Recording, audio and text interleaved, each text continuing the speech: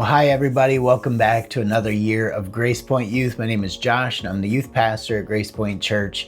And I just wanted to make a short video to run through what the youth group year is going to look like. For some of you, you've seen this before, you've been in youth group, you know the drill. But for others of you, maybe you're new, it's your first time. We're inviting incoming sixth graders this year for the first time. So some of you parents maybe are like, what is going to happen at youth group? So here's just a quick video to let you know. Let's jump right in. Our program really revolves around our Sunday nights. And you may have seen a survey that went out this summer. We talked about shifting the time. We're going to stick with 6 to 8 for now. We may sample a season of time where we run the 4 to 6 or 5 to 7, probably in like January when it's really dark and cold and gloomy. We might run youth group a little bit earlier for that month just to trial it and see how it goes. But for now, it's going to happen 6 to 8. We're upstairs in the auditorium at Grace Point Church. Drop off is upstairs in our upper lot. When the weather's nice, we spend some time hanging out outside. We give students and leaders opportunities to connect during that time. Once that time's over, we shift inside, we play some group games, then we move to a time of worship and then a time of teaching. And we'll talk through that a little bit. We have a youth-led worship team, which is really cool. So if you have some musical ability, we'd love for you to join the team and hop in on that.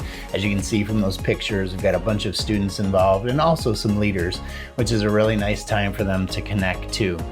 So we have some time of worship, then we shift to teaching. We transition to teaching, and these are just some of the series that we'll be working through this year. I like to focus on some of the same things every year, some of the same themes, including friendship, which is where we get the Circle Check series from. So we'll start out with that.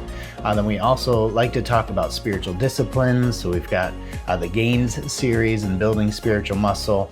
I will take some time to look through the book of Ephesians as well this year. And then we always do a relationship series in like February, March around Valentine's Day, everybody's favorite time of the year. So those are some of the things we'll be covering this year, not comprehensive, but that's the idea. We do some teaching time. Then we move to our small groups, which are broken up by gender and grade typically. And these are our leaders. These are wonderful people who give up time every Sunday night to be with students and to mentor them in that small group time. It's not just that. There's texting, there's going to sporting events, there's school plays and programs, things like that these guys try to make it out to. And we couldn't do what we do here at Grace Point Church without them. I'll start at the top left. We've got Ty and Heather Bogart.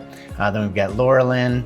Then we've got Jabez and Ashlyn in the middle. Ian and Poppy. Keenan, who may be joining us with his new wife, Alora, here sometime soon.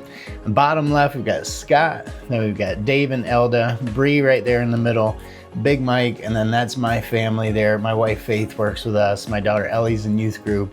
And then I've got 3 other little girls. So that's our team. So if you hear your student talking about their small group leader, or talking about Mike, talking about Laura Lynn, Jabez, whoever, those are the people that they're referring to. Great group of people. Couldn't do what we do without them. We also, as part of our program, we sponsor this young lady, Aya, we call her, shortened. We've been sponsoring her for several years, many years, and she continues to be in the Compassion International program. So we ask our students to give 25, 50 cents a week. It's enough to cover the cost of supporting her. It's just a way for us to think outside of ourselves. We encourage our students to do that. So that's basically our Sunday evening program. We spend some time hanging out.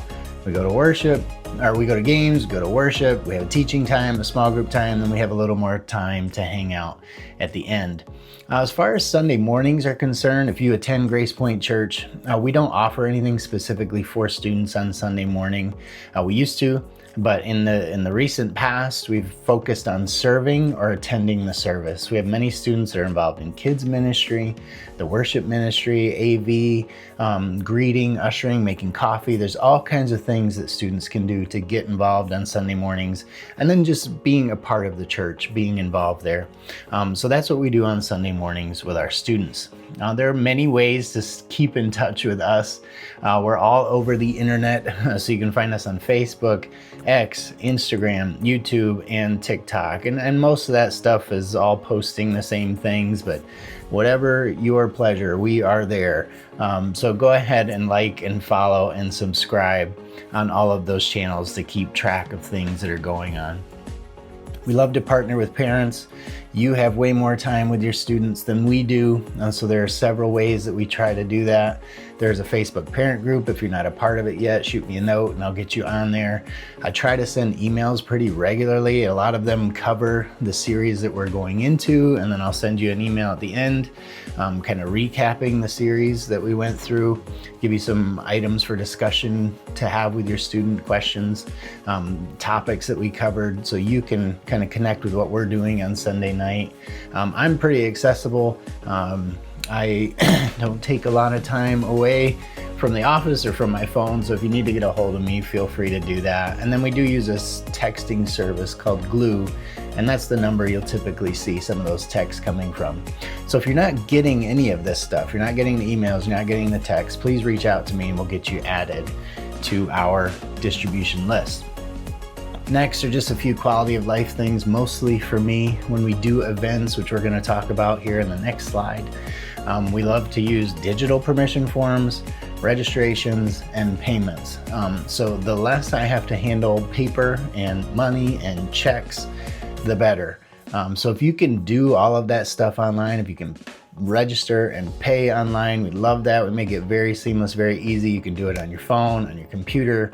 It's quite easy to do. So we're going to ask you guys to help out in that way, so that I'm not handling all that paper and all that money and all that those checks and stuff like that. It's just a quality of life thing that we've been transitioning towards. It's nothing new. We do it everywhere else, asking you to do it at youth group, so we appreciate that. Finally, let's run through some of those things that you maybe be registering for and paying for. This is our fall calendar. Nothing too wild and crazy. There is some new stuff on there, so we will talk about that. Our first night of youth group is September 13th, which is wild. It's starting a little late this year, but we're excited about it and we hope you are too. On the 20th is an event called Reset. Many of you have been to those. This is our 11th year, I think, doing a Reset back to school bash. There's a team of local youth pastors that puts this on. I'm a part of it, and it's just a really great event for students to see kids from all over the area who know and love Jesus and are involved in youth groups, and then they can make connections at school. It's a great thing, the Reset group of churches. Once we jump into October, anytime there is youth group on a Sunday and no school on Monday, we typically do a late night, so we'll meet for about 3 hours that evening. We'll do something a little special snack activity, something like that. So those are what the late nights are. 18th, we'll do a costume night. The 25th, we have our trunk or treat. I didn't throw that on there, but there's no youth group that night, but we do encourage our students in small groups to try to do a trunk together. We've had more and more over the years, and that's been a lot of fun. On the 24th, CalTab is hosting Reset seminars. It's kind of in development still, but Nate and I and some others are working on that. So we're excited about that. It's a Saturday evening where we'll get together, we'll do some worship, but we'll also have some breakout sessions for the students to go to. Once we hit November, everybody's favorite night of the year, Reverb, is an all-nighter hosted by Word of Life. We start off with a hockey game and then go to several other locations throughout the evening. It's a long night for everybody, but students seem to love it. We took over 100 students last year. I imagine we'll do the same again this year. So look out for more information about that. And then our Friendsgiving is just the Sunday night before Thanksgiving. We like to do a big pie feast at the end of the night. We might meet a little later that night too. It's just something fun, something to look forward to. Once we hit December, not a ton of events, but the last Sunday night is the 20th, and we'll have our Christmas party there. We typically do a white elephant gift exchange, have some snacks and food, and it's a really enjoyable evening. And then we'll be off those couple of weeks at the end of December and beginning of January. That's it. There's not a whole lot more I need to tell you and share with you. If you have questions, please feel free to reach out. We're looking forward to another great year. I can't wait. I hope your students can't wait and are looking forward to it. That's it for me. We'll see you soon. September 13th, first night of youth group. Can't wait.